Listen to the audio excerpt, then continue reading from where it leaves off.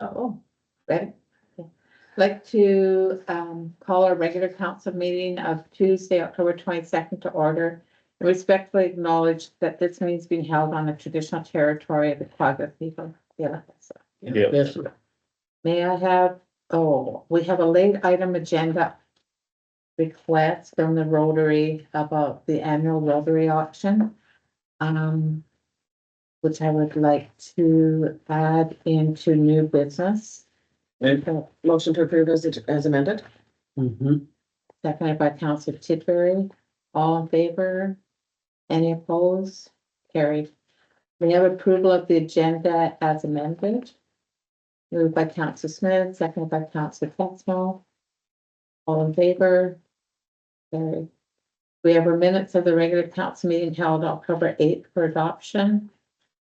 Councillor Tidbury, seconded by Councillor Dorwood. Any errors or omissions? All in favor? Carried. We have delegations. We have Dorothy Hunt, President of the Royal Canadian Legion Branch 237, and Kevin Kolchek, Vice President of Royal Canadian Branch 237, regarding the presentation of the first copy of the 2024 copy campaign. So come on up.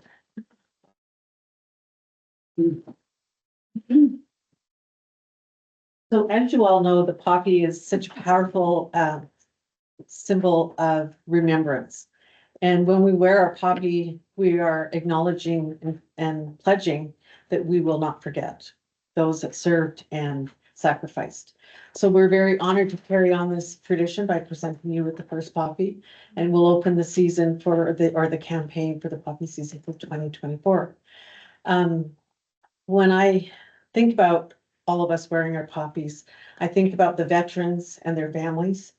And when they see us collectively all wearing poppies, I think they probably feel a lot of gratitude that we are telling the world that we don't forget. So with that.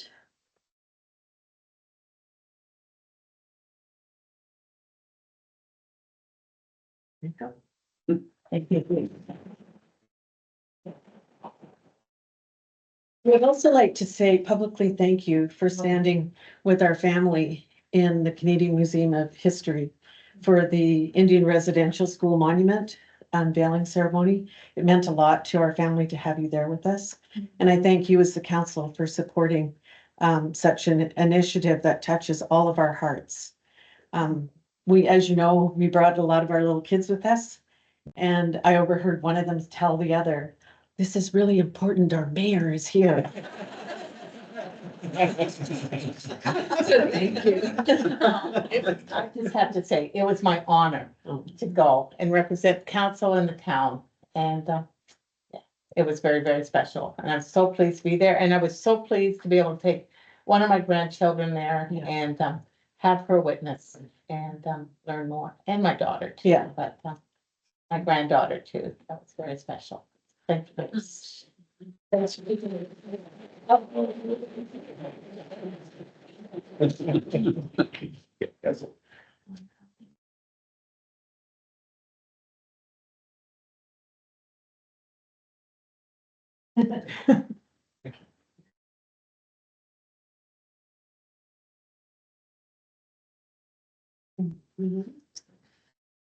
You want me to wait? Well, you've got the pen. To post anything?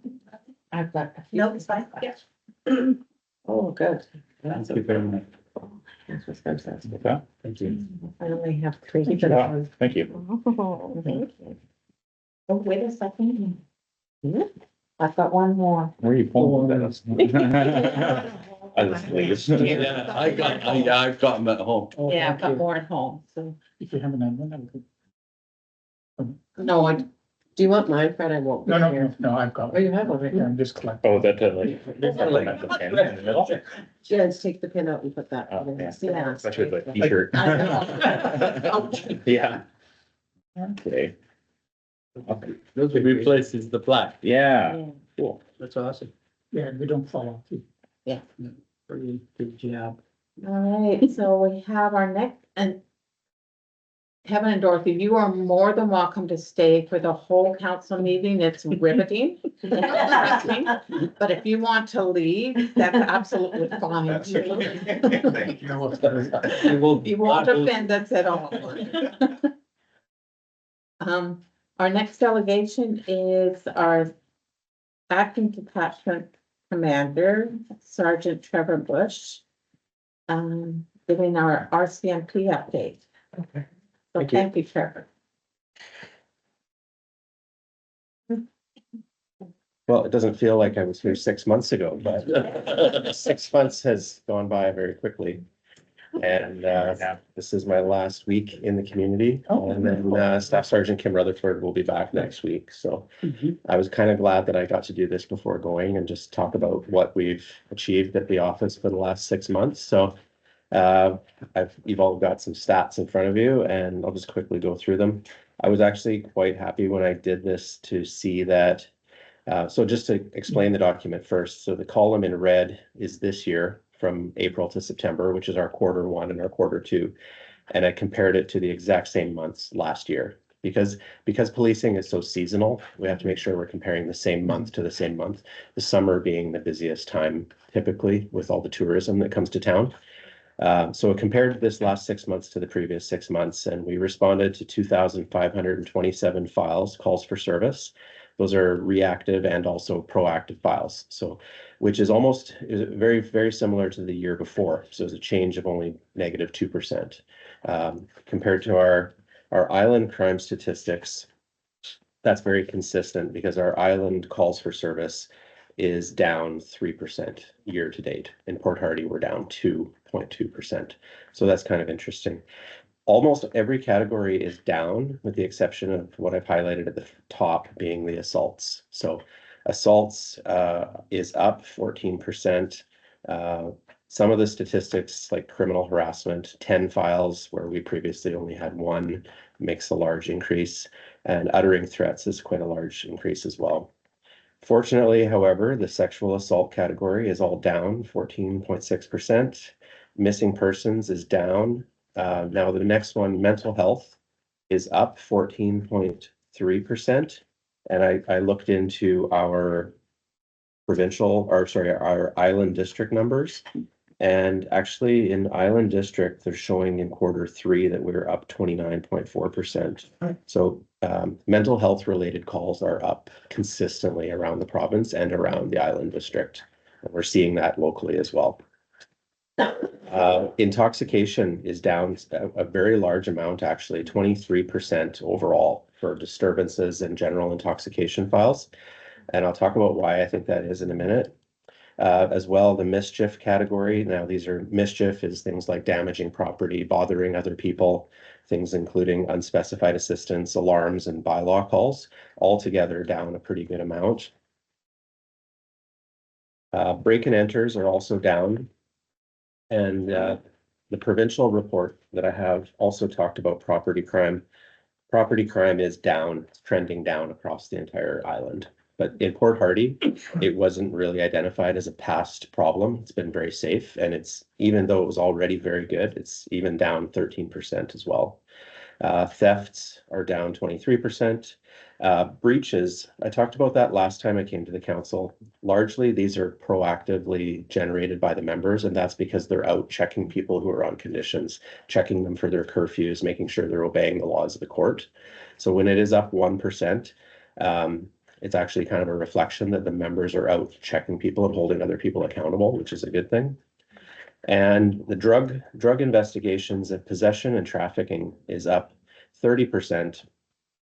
And I think of that as a reflection, again, of the proactive work, because we don't respond to drug files. We actually have to go out and look for those investigations. So the fact that we're up 30% is a reflection of that we've made it a focus to go out and find drug traffickers and drug possessions. And we've had some pretty good successes that you guys know about in the last 6 months. Our traffic enforcement is quite similar, but slightly down. We had a couple members move out of the detachment area that were very, very energetic about traffic enforcement. Everyone kind of has their own interests. And when we lose a member like that, who's very passionate about traffic, I need to motivate 5 other people even harder to pick up the slack for that one person who left. So we've really focused on it. It's one of our annual performance goals. We still got some work to do, but I think we're meeting our benchmarks with our proactive things like check stops, enforcing the school zones when everybody comes back to school and things like that. So now the next area, these 3 lines at the very, very bottom are really interesting. We've had a significantly higher number of prisoners, 22%, quite a lot more prisoners. So that also reflects in a lot of work for our support staff and our guards that have to do more. And you can see here our JJP hearings, the Judicial Justice of the Peace. So it's like holding court. Yeah, 60, I think the math might be wrong there, but 63 compared to 41. And out of those, we're having twice as many detentions. So that shows you the seriousness is also gone up because the court is holding those people in custody, which then requires the sheriffs to transport them, and they go off to a jail essentially. So, so I was pretty happy with the numbers. In the weekly report that I email, I try to always talk about our annual performance goals targets that we gave ourselves at the beginning of the year. So addressing the intoxication, promoting road safety, and taking a targeted effort on drug trafficking. I was going to mention earlier the intoxication. So our main strategy to deal with intoxication was to be more visible, do more foot patrols, get out to the park, get down to the business community. And so we did 226 extra foot patrols. So proactive, that's not responding to a call, that's getting the members out, talking with people, and getting them out to try to get the people connected with services, deter them from drinking. So 226 extra foot patrols was a pretty good amount. And in the road safety department, 146 proactive traffic measures. My goal for the year is 220. So we're already over 50% of our goal in only half the year. The drug trafficking projects, our goal was to have two large-scale drug trafficking projects for the year. We've already had 4. So some of those we've shared some details. We've had some pretty significant seizures, and we still have some other longer-term projects that we're working on as well. And hopefully we'll have some more good results when we can share those details.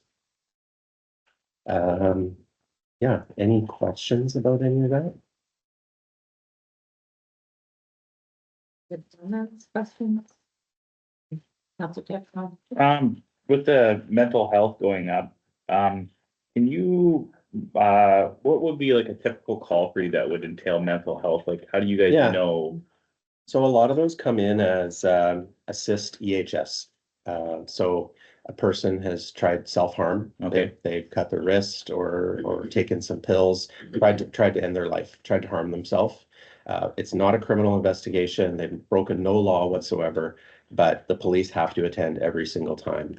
Either we're typically the first responding agency. Ambulance will stage, but they don't go in. It's unsafe for them to go in. So police are required on every type of call like that. Yeah. Often we go to those calls without engaging with EHS, and we have the power to apprehend people under the BC Mental Health Act.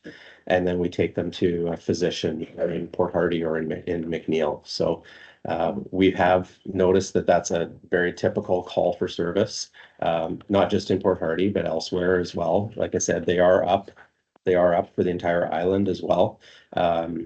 People that are struggling with their depression or mental health. So we work closely with our island health partners. And one other area I didn't report on this year, but we were successful in kind of creating a new type of situation table, similar to the situation table that everyone here is working on.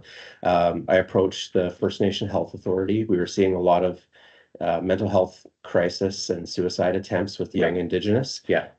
So we working with them and their partners, the different supports that they already have in GNN.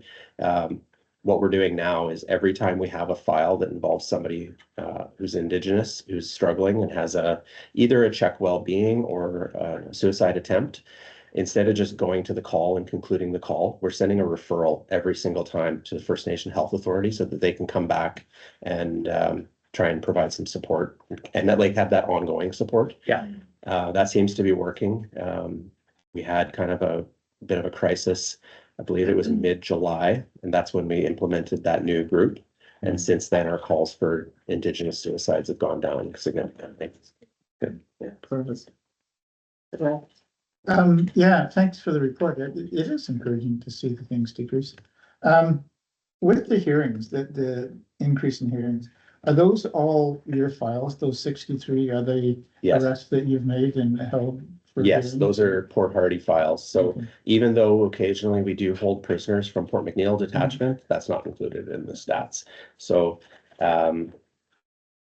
yeah, does that answer your question? Well, yeah, just, is it an indication that there are more serious offenses happening or? Maybe not serious, there's more offenses happening. And after I did the report, one area I think that we could improve on this report for next time is how many reports to Crown Council we're sending. So how many charges, So these. how many people are we Yeah. charging? Yeah. That would be a good stat to know. Because most police interactions don't result in criminal charges, but that is certainly where the bulk of our work lies. Mhm. Writing up that package and sending that to the Crown Council is a lot of work. So that is a big increase. Those judicial justice of the peace hearings going up like that, and the number of detentions is an indication that we are Yeah. charging more people. I'm thinking that it's probably a good thing in terms of being on top of a lot of things that are happening. Yeah, like there's certainly police officer discretion. We don't, it's not black and white. We never say never, never say always. We look at each case.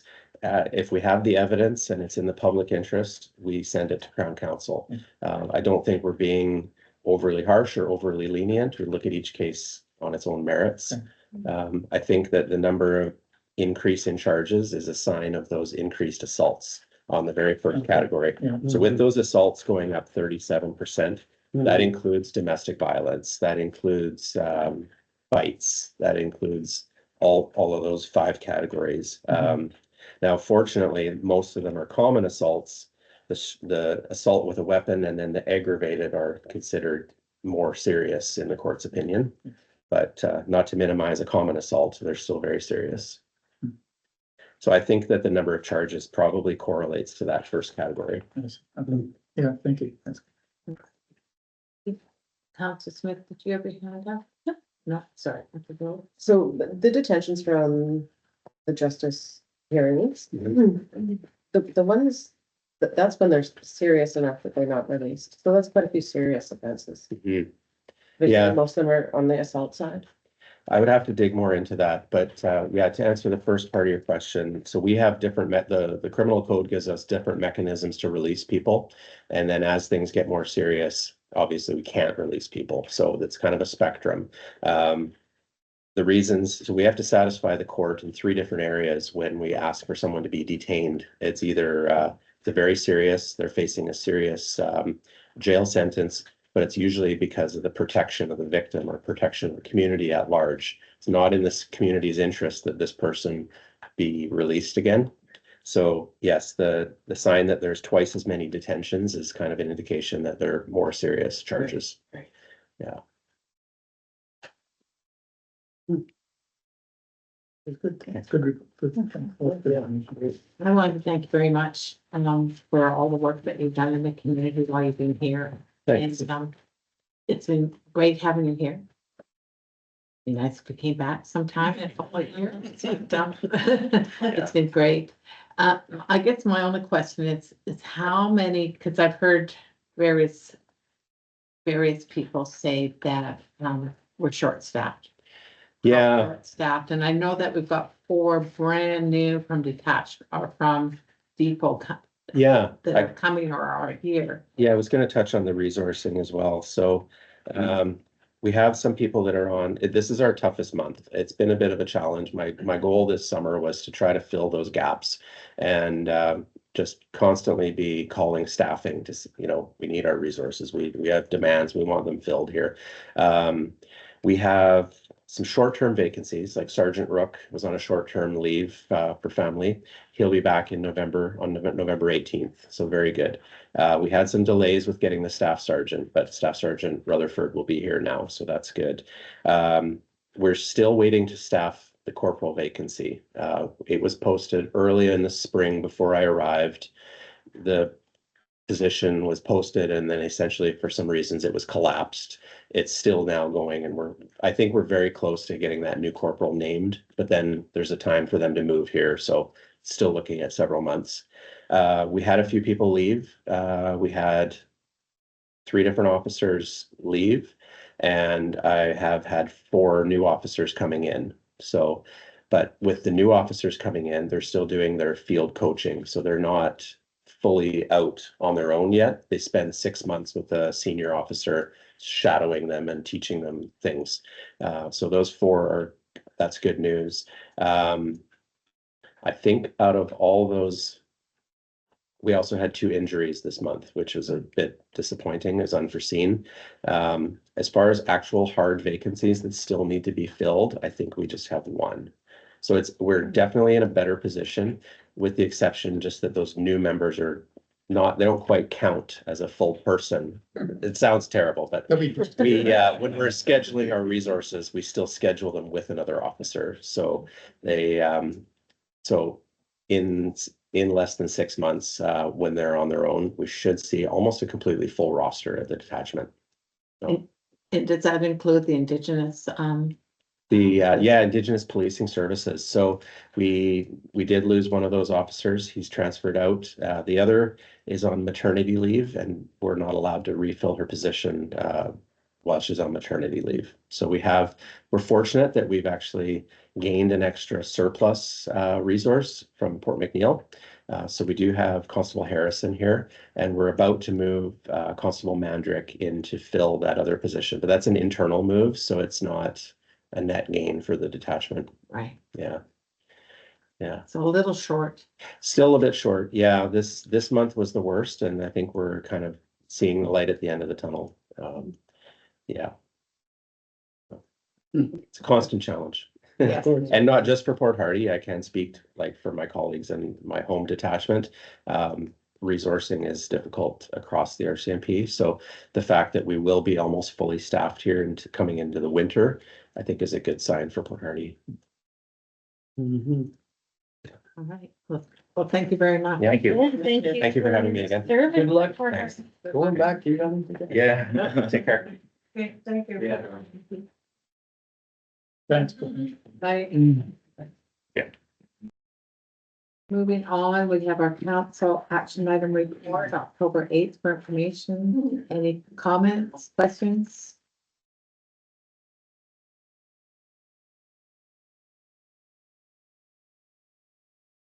We have under new business, the Rotary requests for donation to their annual, auctions. We do have it in, our budget for this year. Even though we haven't got the grant and aid request, that it would be a late grant and aid request, and we have it in the budget. I think would be just a bit more because of our, when we approved it, for finance. Yeah, last year was 2 gift certificates to like Clean and Recreation, at 1 adult month pass and 1 senior youth pass, plus the annual harbor parking pass. So I looked them up and it comes out to $255 and we had $250 in our budget. And I think we have more than enough left in our grant and aid from them, so. Comments, questions? Moved by Council Robertson, seconded by Council Smith. Any other? That's all in favor? Any opposed? Carried. Thank you. We have under correspondence from the mayor of the city of Merritt, Michael Butts, regarding the burden of delinquent taxes for information.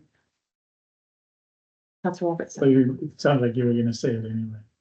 I was going to say something, but. Oh, yeah, well, I was just gonna ask, Heather, whether this is an issue with us. And it sounds like a curious set of which I wasn't actually all that familiar with, but does it happen here too? If I may? Yes. Yeah, so there's 3 issues that are on the docket for, that the city of Merritt has put forward. One is the delinquent taxes and being 3 years and wanting, the province to lessen that amount in order to relieve the strain on that, on the receivables that are outstanding for the municipality. From my perspective and in the experience that I've had in working in local government for 20 years, that's a reasonable amount of time for people to redeem their property. You never know, some people might have difficulty in the hospital or unable to pay taxes. You wouldn't want to lessen that at this point in time, but there is an opportunity for the municipality to recover the tax amount should that person default, and that's through tax sale. The two other issues are the two that are quite relevant to Port Hardy as well. So one is mobile homes. We can't sell them at tax sale if they're not on land that is owned by the mobile home owner. So we have to apply liens, and so we have no way of recovering those taxes until those trailers are either demolished or sold. And so we're sitting with outstanding balances. I didn't get the numbers, but I could definitely provide those to council if they wanted to see them before council made any final decisions. And then the other is the second item, which is the Crown land, which some of you will recall that I've had numerous conversations with you about leased lands that when they default, it takes quite a period of time before we actually are able to revert those back to Crown, or Crown is able to take them back over. And in which case they're accruing taxes. They have already been delinquent, they're accruing taxes, and then they come to us looking to waive the outstanding tax amounts. So those are the two items that are really near to Port Hardy's experiences. And so if council was going to make any kind of recommendations to staff to follow up with a formal letter from us, I would highlight those two items would be the two that I would focus on. Thank you. We could refer to Stan. So I would like to have a recommendation brought forward to write a letter referring to the mayor's mayor from the city of Merritt's letter, but highlighting the two issues that are more prevalent to our community. I'll make that motion there, Matt. Seconded. Moved by Councillor Tidbury, seconded by Councillor Dorwood. Any other comments? And just so that I'm clear, you wanting us to bring back something to council before it goes forward, or to respond? To respond. Okay, perfect. I'm just wondering whether, no, I'm in favor, I think it's a good idea,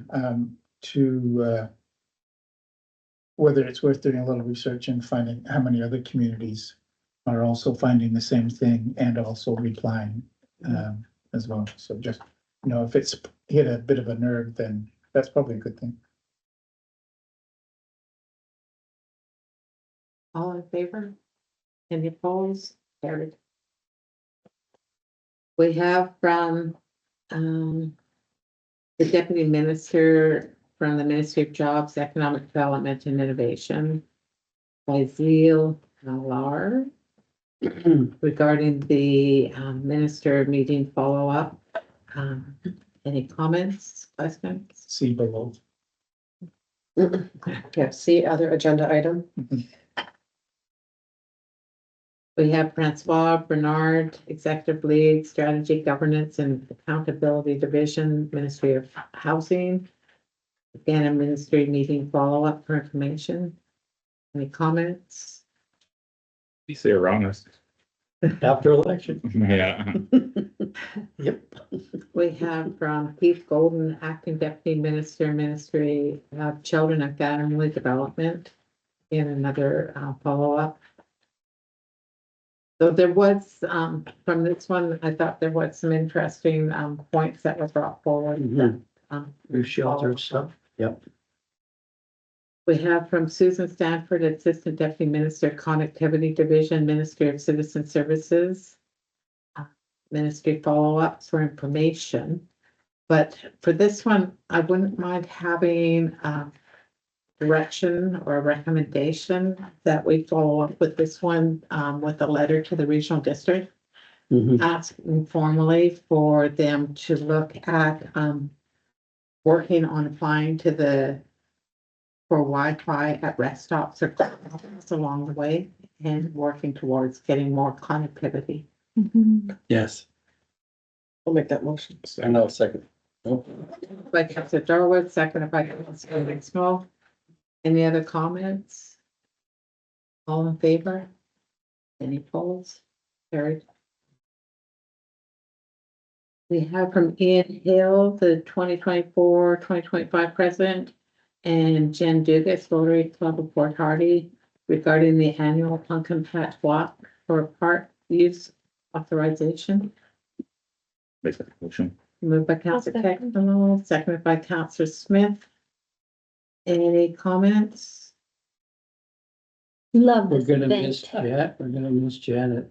I love how Jen has been. Jen, I I'm know. great. Describes herself. So what? She describes herself as a pumpkin patch person. That was the title I gave her. So in the request was for slow down signs. Do we have any slow down signs?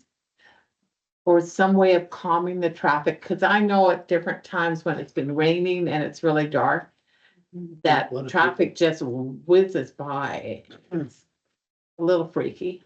I don't think you do, but you have the road, the Man at work. man at work things. Yeah, we do.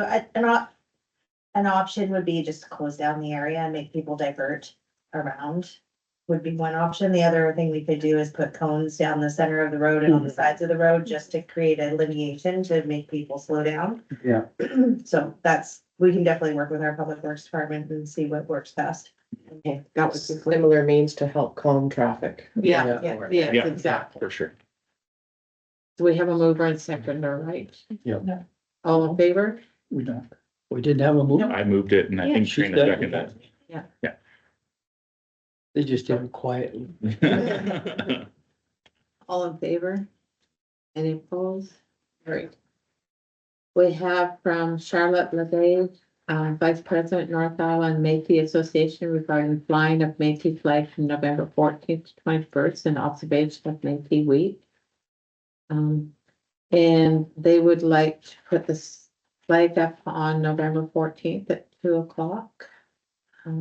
I'll make that motion. Moved by Councillor I Techno, will second it as somebody who's from Manitoba too. seconded by Councillor Robertson. All in favor? Any opposed? So if anyone's available on November 14th at 2:00. We'll be raising the flag at that time. Moving on to committee reports, draft minutes of the Bear Smart Committee meeting held October 8th for information. Bear Smart Committee's been very busy, as has our coordinator. I know, we're so fortunate to have such an active coordinator, yes. Absolutely. And I guess the Bears are out. Asleep. And now they're out. No, they're not asleep. They're so polite, so polite. They're polite. That's right, your thing. I think we just have to figure out some way of educating our population that reporting bears is not wrong. Doesn't mean the bear is going to be destroyed. It just needs to be reported, so there's a. To the right people. I'm making Keep an an eye. circle pie chart. We can't change the bear's No. behavior, but we can change the human's behavior. And by calling that rap line is how we can do it and launch we have yeah. No. CAO now. Putting myself on the list. Just in terms of, is that messaging, it's when it's at a potential conflict to human, wildlife conflict. So if you see the bear on the road at Fort Rupert, turn off, don't phone then. But it's the ones that could potentially become, threatening to human behavior. And we can stop the human behavior to make the bear keep moving. Somebody's yard. Yeah. And it's hyperphagia time, which is where they're scrambling to get all their calories so they can go to sleep. So right now they're actively searching for that easy food. So garbage is a major attractant and easy calories. So yeah, we definitely want to make sure that they are locked up or stored in the house. If you have food in your, like food waste, one of the suggestions from Fox's Disposal, or not Fox's anymore, but when it was Fox's Disposal, he said to freeze like any food leftovers so that, in your freezer or whatever, to go out for garbage. And then that way your garbage won't smell as much as you're storing it inside, and it's probably better for bears too for that. So. or get a lomi. Sometimes the district of Port Hardy has big contests where you can even get a lomi, which is that dehydrator for making soil out of food waste. So you can even boil your food waste and create all kinds of interesting things. Yeah, there's lots of ways to not have such smelly garbage, so you can store it properly and not have those bears take it. You're getting aggressive. Bear-like. I'll just remember to mark those bags if you got bad food. Oops. Mark it. Yeah, not good. You open it up and let it thaw and you're like, oh. Good Yeah. point, good point. That was my dinner. Thank you, Councillor Tuxton. Yeah. We can all visualize that Yeah. now and smell it. Yeah. Thank you. So we have the minute for the committee, the whole meeting held October 8th for information. Any comments? Under staff reports, Norma Isaac, Director of Finance, Deputy saying all quarter 3 operational expenditures for information. Director Isaac, do you have anything you would like to discuss? I'm pleased, 9% overall for Q3 and done a bit of a projection. See how accurate I am when we get to Q4. But it brings us in line with last year, around 8 to 9% as well, which is a really nice place to sit. You don't want to be up over the 10 and 15s and stuff in your budgeting if you don't need to. Nice to see, like I said, in Q2, everybody that's really paying attention and focusing on their budgets. And I've been working with everybody now for the 2025, and I had, I don't know if I told you this, but I had 15 people on my list of coming in to sit one by one and go through the lines to get ready for our budget. And they're all really excited about coming in and trying and going through the whole thing and being a big part of finance and understanding why their budgets are what they are and how important it is to community and of course to mayor and council. And I don't know if you have any questions from there that I can answer. The notes helped. Yeah, for sure. Especially the last night. It's great, and then you can see your work in focus too with Yeah. all of the green. Yeah, so well done to you and your team, everyone. I have one change that's come up on my projection. Where we have the curling club that is gonna be over budget. That was, I knew it had something to do with the making of the ice, but I couldn't quite remember what it was, so I had a chance to look at it today. And it's a brine pump replacement. We thought that it was gonna be, I had in my forecast, it was gonna be about $5,000, but it's gonna be more than that. The pump itself is gonna be between 4 and 6. They needed new brackets, and then with the installation, it's gonna probably come in around 9. Although that is actually less than what it could be. They managed to outsource a pump that was on a boat that's in really good shape, but they're getting it between 4 and 6. Otherwise, it would have been between 10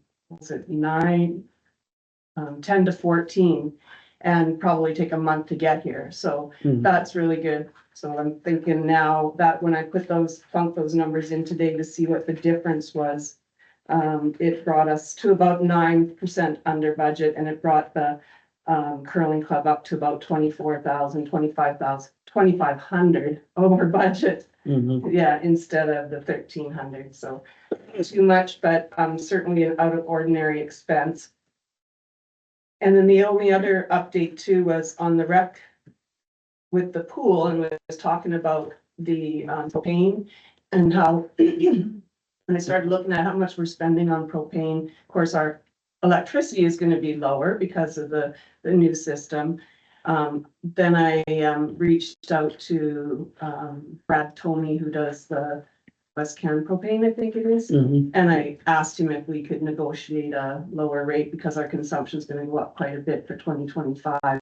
And he come back and he had did reduce it. He had a nice history there. So what our rate's been at, what our consumption's been at, where we are. We were at between January and September, our average has been 68 cents per, and he's brought it down to 62. What that is, it's 0.04, so 4 cents over market rate.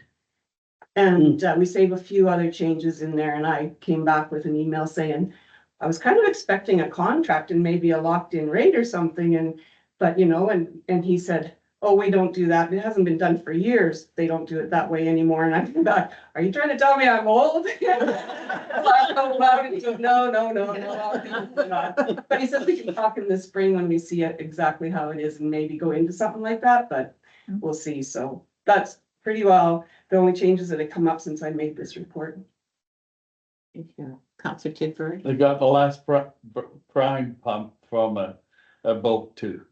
Oh, yeah. Yeah, oh, yeah, that's nice, right? Yeah, because they're handy Yeah. and they're on the For boat the ice. anyway. Yeah, and they always have spares and such around Yeah. too, especially the Walkus League. They have so Yeah, many boats. well, that's where we got the last one from. Yeah, And I did just want to comment too on the parks portion, because there is a bit of funding that's left over there, and Courtney's Oh, yeah. got some ideas about changing some gardening, and so there was a discussion about the signage that had been taken down because it rotted, so the Snake Creek signage was taken out of there. But this is a good opportunity for us to open up the dialogue again with Quad Youth on the naming of that park. The park is actually Snake Creek, and the Quapaw word for Snake Creek is actually a place that smells bad, which is Yaxapotsula. So there is a good opportunity for us to create a bit of synergy there. Yeah, Courtney wants to move the bedding in and put a bit more so that when they're plowing, they're not going so close to where all the flowers are. And September would be when she starts to put all her beds to sleep. And then she's got some more ideas down there and mentioned the sign, and Heather said, oh no, I'll bring that up for sure. And so that's exciting because she's got enough in her budget to be able to do that. And then we can find out what the quality is. That'd be nice. Mervyn was down there that one time. wasn't he? Yeah, Mervin's had some ideas and Had he's some brought ideas forward that was too. really good. They posted. Any other comments? Thank you. All right, we have from our CAO, Heather Nelson Smith, regarding the application and support for the Red Forestry Impact Transition Stream. Hi again. So we have applied to the Red Fund twice now. One we were very successful in, and that was the project where we kind of had a multitude of different things that were happening. We had the Digital Business Enhancement Program, which has now been carried forward by the Community Futures. So that's opened up and they're taking the lead on that. And then we also did some support to the farmers market, the creation station. We did some, oh my gosh, there's so many things that we did in that program. So unfortunately, I can't list them all. But what ended up coming out of that was the Mayor's Task Force. And then as part of the Mayor's Task Force, we applied last year for a planning fund on downtown revitalization. And I'm speaking to Reddit, they want things that are gonna actually have a numeric impact and not just a plan that doesn't have an action. So taking some of the things that came out of the Mayor's Task Force and kind of applying a new lens, but then also applying under the Forestry and Transition Program might get us a little bit more success in terms of creating some more downtown revitalization. So what I would propose is that we would put in an application for wayfinding signage, the possibility of expanding for night markets, supporting the creation station and a farmers market coordinator position, as we did in the last write-up application. Digital mapping of services and attractions, because we have the digital kiosk down there, but I'd also would love to see those maps that are down at the harbor be a little bit more inclusive and interactive of what's actually happening down there, which also includes kind of a walking tour of the art that is currently downtown. So that's all of the carvings that currently have no history on them whatsoever. So it was quite embarrassing when Chief Calvin Hunt told me that a pole that I thought somebody else had done was actually one that he had done, and it would be nice to have some stories that go with that, so that people actually know what they're looking at. And then, also the museum facade revitalization, so that would be the mural that's on the side of the museum. All of these items would align under their program, because we'd actually be able to quantify how we could actually get people to go to the downtown. So I've got the alignment with the Reddit goals in there as well. And this program is up to $500,000 and it's 100% funding. So there's no district contribution except for the in-kind and the long-term support, to make sure that anything that we do is going to be supported, through the council. So I don't have a price, an exact price, because we're still working out the numbers. But what I would be looking for is council to give us the blessing to make an application under that. And if there's anything else we'd like to add, I'm all ears. Comments, question? Counselor Smith and Counselor Drollet? Yeah, I think it's excellent. All of the items that are listed in there, I think they will do exactly, which is bring people to the downtown. I love the night market idea, like especially thinking of our traffic. I don't know if it could go as long as that, but I mean, we do have nighttime traffic coming in with the ferries, right? Like it's just so nice creating that sort of safe, busy downtown core. I think is just excellent. I know, hope that's not power. So no, I love it, and I'm full support of the work and the planning that has gone into it. I think it fits nice, and the market coordinator, that's and the creation station is just excellent and needs to be built upon each year. I think it's just great. Has a lot of spin-off ideas, and that's what it's all about, like having people, like keeping money in community, I think is so important, and that's what that community development, economic development really goes hand in hand. So I mean, it's just fantastic. Counselor Drollet? There's like with no money there, but I think I saw in there it's 100% funding, right? 100% up to 500,000. I did ask for a washroom, but we were told no. Oh, no. I said that would improve the downtown, just to Yeah. have some permanent open 24/7 washrooms, but Yeah. those facilities are not included. Okay, well, I'll make this motion. Yeah, for sure. So, Are you seconding it, Counselor? No, I have a question. Okay, I'll seconded by Counselor Counselor Smith. So Yeah, no, I just, and I suspect you've already thought of it, but is there any sort of semi-retroactivity that you can look at this? I'm just thinking of the carrot and the carving and things like that that are coming on stream. Maybe not the actual carvings themselves, not retroactively. However, we are holding off on installing them until next year because it is the 40th anniversary. So it may be worthwhile us adding in a portion for kind of like a grand revitalization of the park and as we do the installation of those. And maybe slip some of the production costs in there. And there may be an installation cost. that- Yeah. Unfortunately, we won't be able to go because all of the invoices have to be dated when they, Okay. so we can't go back in time, but you could use that as a great opportunity to promote Yeah. the. Yeah, anyway, just a thought. thank you. Counselor Davis?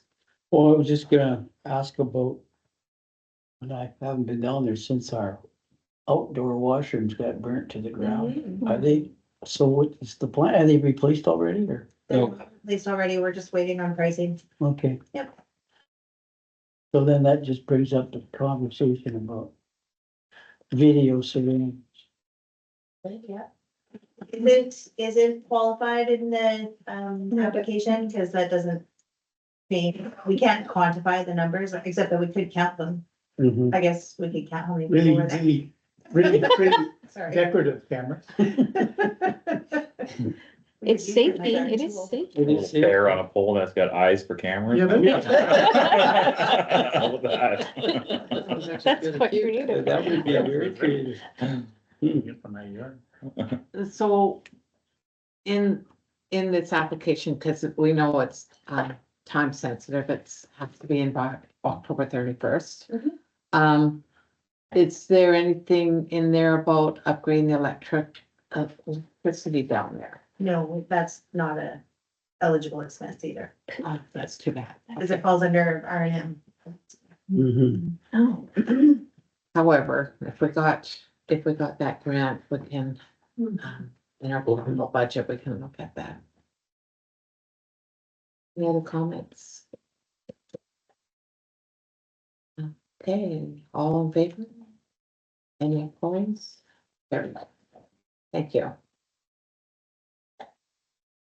Under our current bylaws, we have bylaw number 1175 twenty twenty-four, permissive tax exemption for 2025 for adoption. Motion to adopt. Moved by Councillor Dorwood, seconded by Councillor Dugas. Any comments? All in favor? Carried.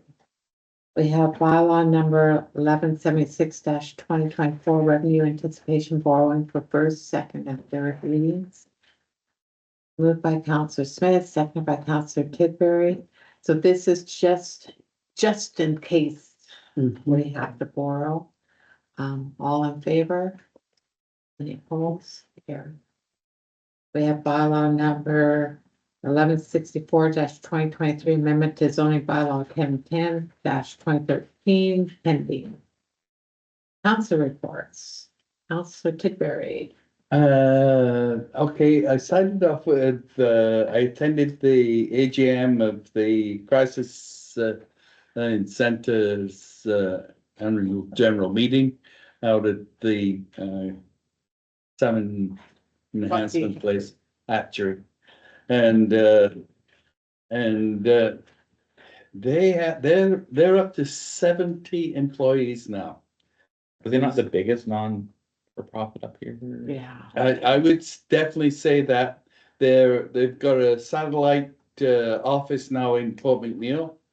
And the meeting was great, and the programs they're in is just amazing.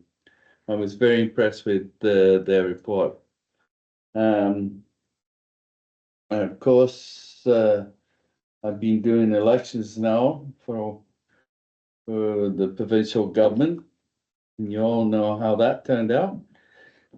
Not really. Yeah, kind of not really. I did regional district on the 15th, and what else? Okay, elections day. And I think that's all I've done, but I'll probably, somebody will give me little hints. Oh, hoping attended the fire hall opening day.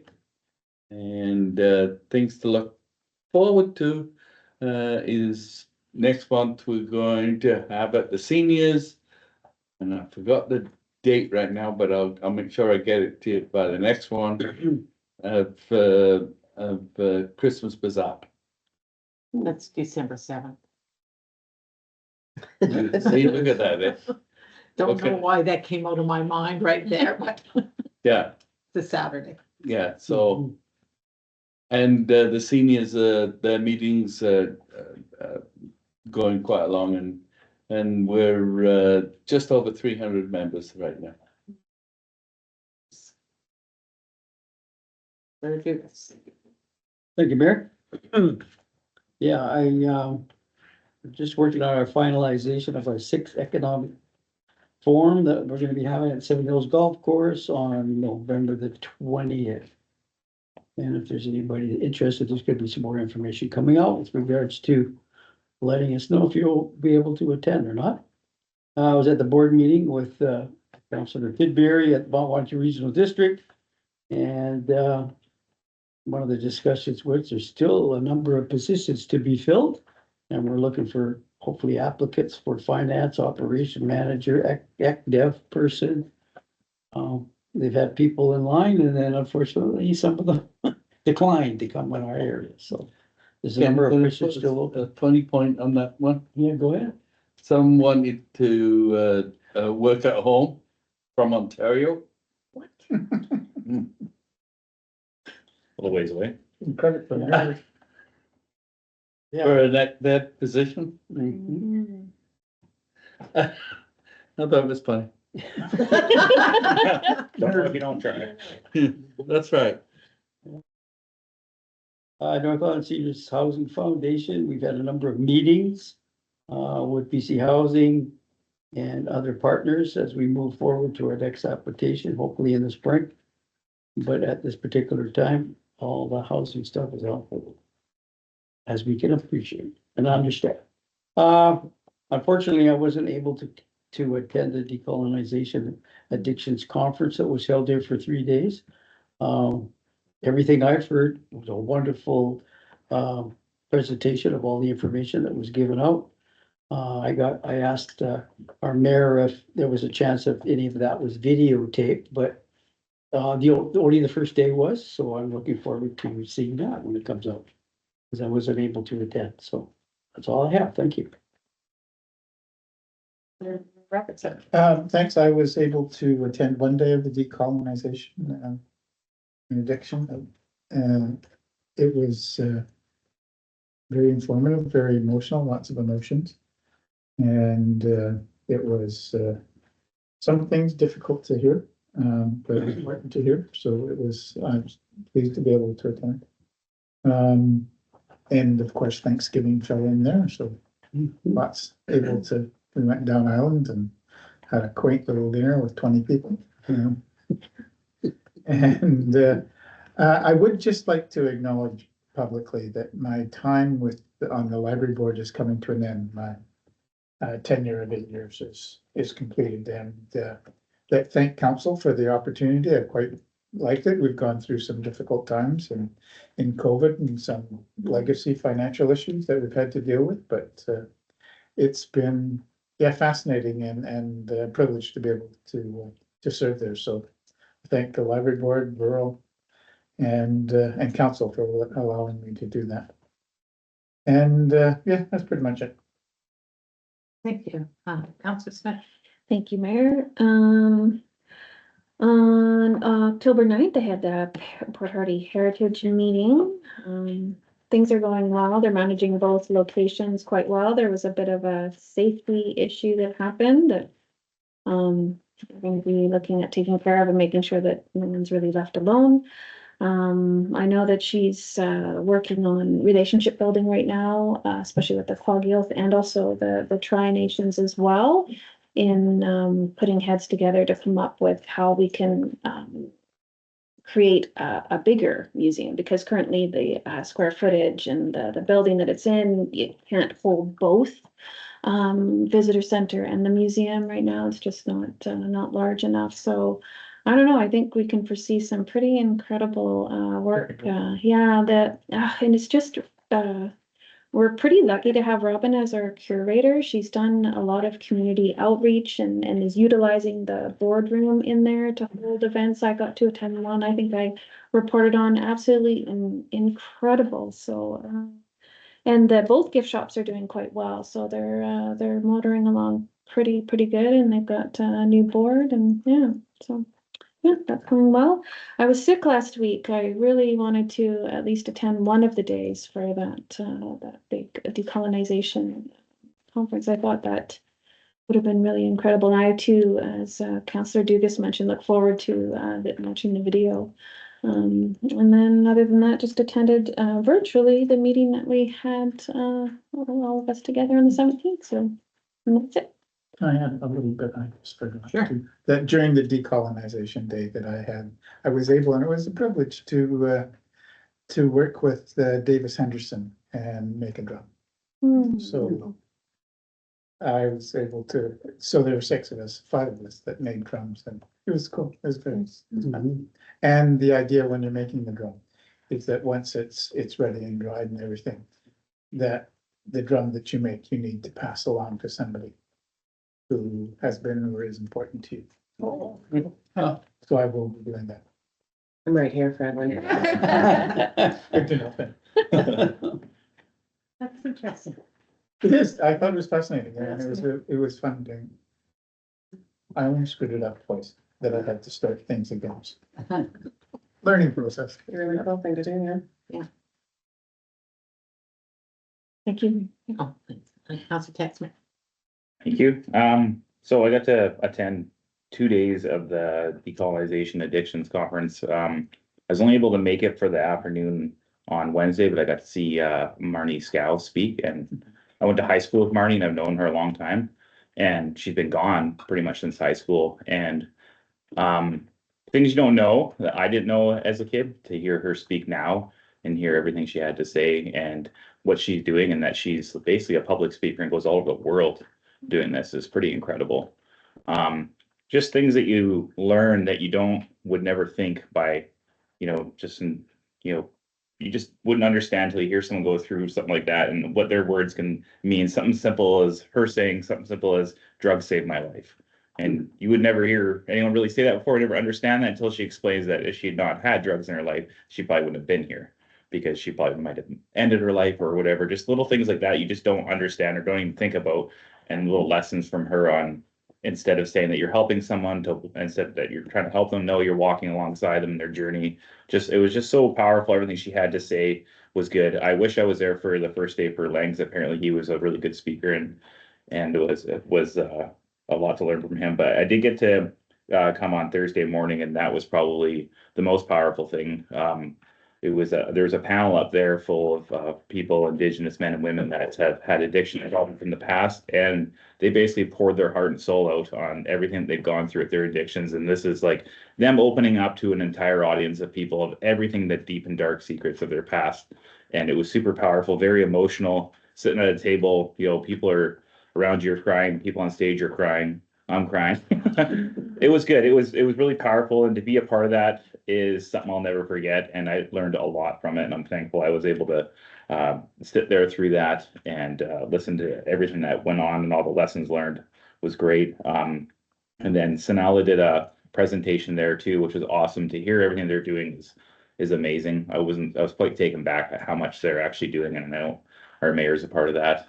It's great. And then the highlight to kind of close everything down, we had a great lunch. It was amazing.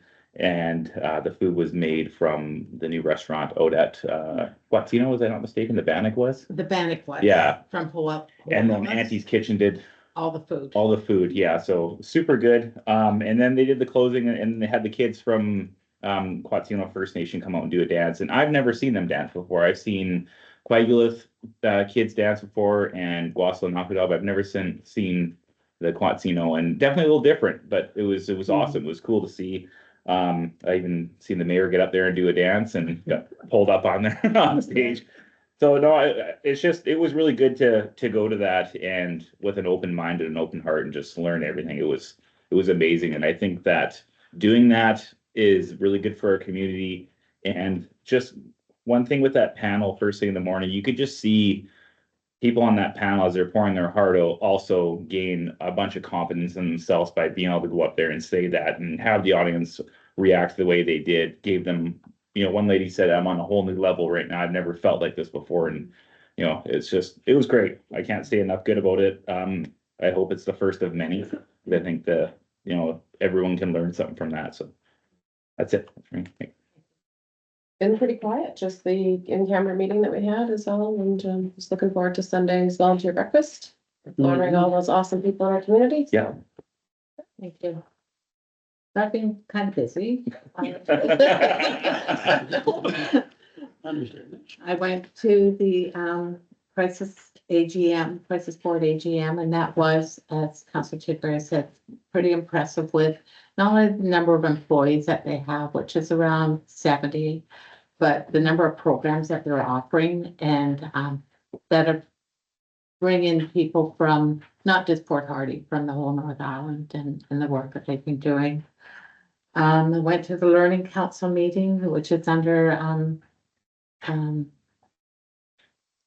North Island Training and Attraction Society, talking about the different learning and how we can think about other programming that we'd like to have in the North Island and advocate for. And some of it we are advocating for as well. I attended with Mayor Buchanan and Mayor Bernie and Chief Counselor Speck, a very meeting regarding the Quadra Queen 2 and how it's not servicing the North Island right now very well, and especially our service providers, for example, Busy Bee, and how challenging it is. The BC Ferries rep that we talked to acknowledged that their communication was not very good about what's going on and how they're gonna be working to do it better. They're going to be, trying to have some assured boarding, for example, people that are supplying food to the island and taking the garbage off and things like that. It's going to be an uphill battle, and the Queen, or the Quadra Queen 2, is not going to be there forever. It's, I can't remember the exact date, but the Aurora will be back in December. But nevertheless, it's certainly disrupting things right now, and then next year it will be back again. And fair enough, they have to do a refit and make sure the Aurora is not going to break down or anything like that. So they have to do the safety checks on it, but to try and make it so it's not quite as disruptive. The Quadra Queen 2 is not on time. It's Small. it's smaller, it's more of a challenge, and there's potlatches that are happening where hundreds of people are going to be coming over, and so they've been informed of those dates. The Winterfest is coming, so they've been, BC Ferries has been informed of those dates. So trying to make it less disruptive than how to make it be better. Can I ask just briefly whether the Ferry Advisory Committee was involved in that discussion? Should be a tri-island, the 3 islands. I don't think so. Because I have to say, the Ferry Advisory Committee that I sit on has been remarkably quiet of late. I don't So- think so. And each of the terminals will have a representative from the Ferry Advisory Committee, and they would be sensible people to be involved in that discussion as well. I thought, I was under the impression when I was on the ferries, that there was a separate one strictly for the islands. Well, there is for Yeah. the 3 island, for Yeah. Malcolm Island and Yeah. Cormorant Island and Vancouver Island, that run, there is a That, dedicated. the committee for that, yeah, strictly for that. it should And be- again, ferries has been pretty quiet, I think. Of the advisory, they're restructured. Sorry, and it was Chief Counsel Victor Isaac that was on the on call. We talked for about an hour, and anyways, Mayor Buchanan was being interviewed by CBC about it, and then next week we're possibly having another meeting to discuss going forward, and so we'll see how that goes. So a lot of time was taken up last week with the Decolonizing Evictions Conference. And I want to say thank you very much to council for supporting the application with the Clive Youth, and that went to Island Health to have this conference to go on. The support was very much appreciated. And the thank you to CAO Nelson Smith and our Deputy Corporate Officer, Louisa Bates, for doing so much work and supporting it as well. We haven't had a debrief with the committee, but I was talking to Caitlin yesterday, and there's been over 60, what are they called? When you fill in after a survey, thank you. It's either being excellent or very good. There has not been one negative comment. There has not been one suggestion to make anything different, except have it again, which was pretty amazing. So a couple people have talked about day 2 and day 3, which were so impactful. Day 1 was with Len Pierre, and it will be recorded, or was recorded, and it will be released for anybody that wants to watch it. it will have to be edited because at the end of the day was the youth panel. And if you think the adult panel made you cry, the youth panel was incredibly impactful and incredibly emotional. But very, very encouraging. And I know we all talk about not wanting to see the youth downtown and how upset we are to see the youth downtown. One of the people that talked, which I only found this out yesterday at another meeting I was at, started drinking and becoming involved with substances at 12 years old. Oof. When I think of my grandchildren at 12 years old, it's horrifying. If I think of anybody at 12 years old. Mm. And this youth got involved with substances at 12 when his father passed away and he was adrift. And now, as a young man, he got up on that panel and it's made such a significant difference in his life where he's not using it all. He talked about how well, he didn't say proud, but everybody should be proud of him, how he is not using anymore. He has a job. He has his own apartment.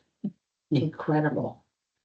So at this meeting I was at yesterday, this young man's name came up and one of his former teachers started talking about him and how she said he's now going to be coming to Ikemiki School to be a role model. Wow. And talk about the other young people that were on this panel that were, I don't know their ages, but maybe 18 to 22 or 23. And they're all making significant difference. They're all talking about how using substances, whatever substance it was, and how hard it is not using, but how important it is for them not to use, whether it's because they've got a young child, because they've making a difference. So it was incredibly, incredibly emotional. But I think my best memory though was after it was over and I went outside and everybody's kind of milling about and I saw a number of these youth talking to one another and the big smiles on their face and how proud they were to say their story, how people heard their story and know that it can make a difference. So the other days were incredibly impactful as well. I was there for 3 days. I only left for an hour to attend an in-camera meeting. And it was just amazing. And I think someone asked me the other day, what are some of the takeaways? I think the takeaways are words are so important. A word you say 10 years ago, people repeat back to you. So being careful about the words that you say, the words all children matter. And how when the grades at residential schools and how everybody was so horrified about the children that didn't come home. And it is horrifying, but I think the children that did come home, did survive, those are the ones that are suffering now, or their grandchildren are suffering. So children are important.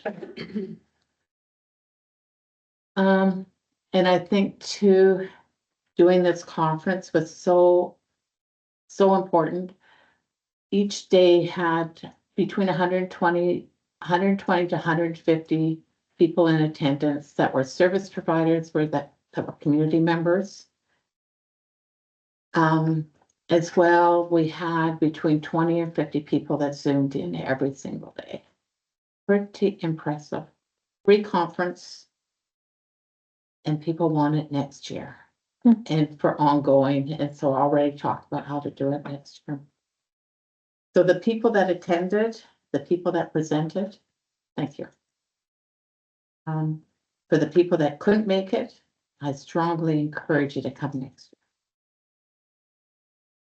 On all 3 days, the first day was sponsored by the Quagga, the second day by the Guasala Naquada, the third day by the Quatsino First Nations. And all 3 days they had door prizes, which was really cool.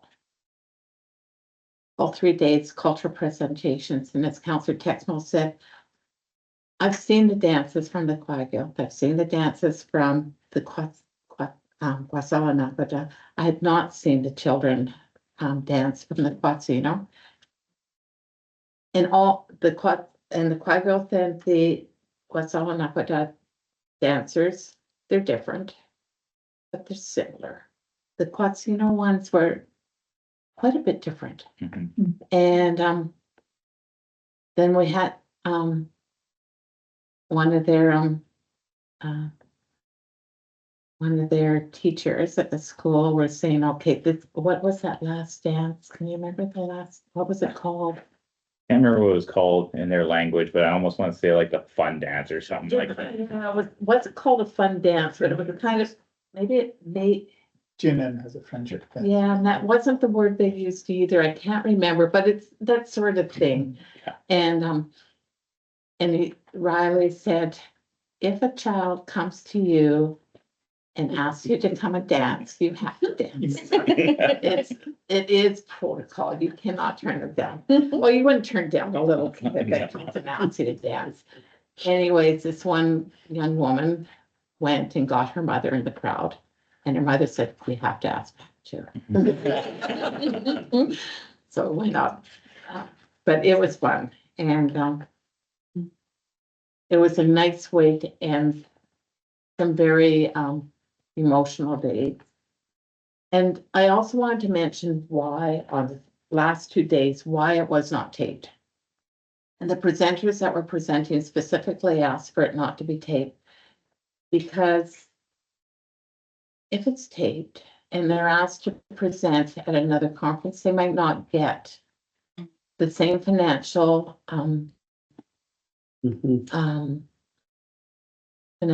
financial compensation as because they have lived experience.